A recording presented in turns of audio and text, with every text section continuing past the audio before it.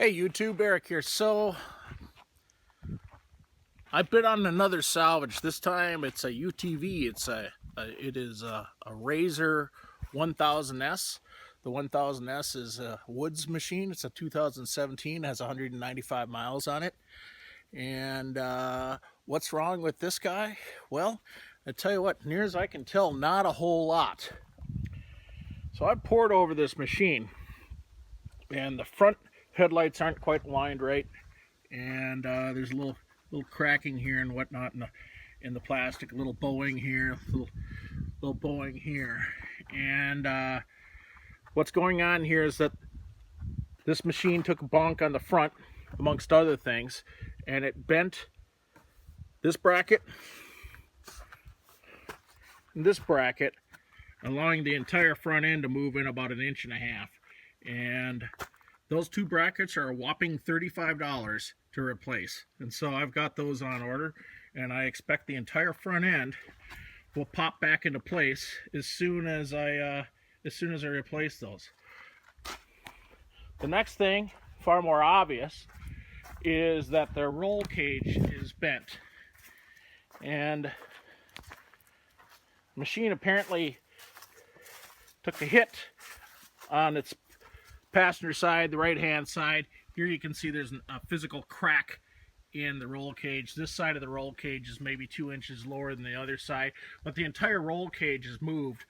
And if you look down here, you can see that there's some give between the car frame, and what the car frame is like the main cradle frame that all the suspension, engine, drivetrain's bolted to, and the roll cage. And this is because these manufacturers make these roll cages the sacrificial part.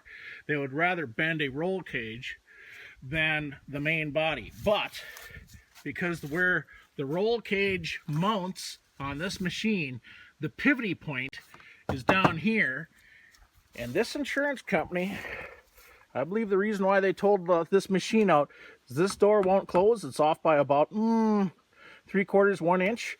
And I think they thought immediately the frame is bent. Well, I might be simple, but I don't think so. And even if it is bent, I have an acetylene torch. I'll bend it back, but I don't think so. And so I found a good deal on eBay for a brand new takeoff frames. So these rock crawler guys, they'll put on heavy duty frames, so they'll take off the stock stuff. And all I have to do is unbolt the rear supports, and it should be a drop-in replacement. And if I'm right, when that replacement drops in, it's going to push this door frame forward the 3/4 of an inch that it needs to, and it'll start to close. So we'll find out. And if I'm right, I will have a little less than $600 to take a totaled machine and put it back the way it's supposed to be.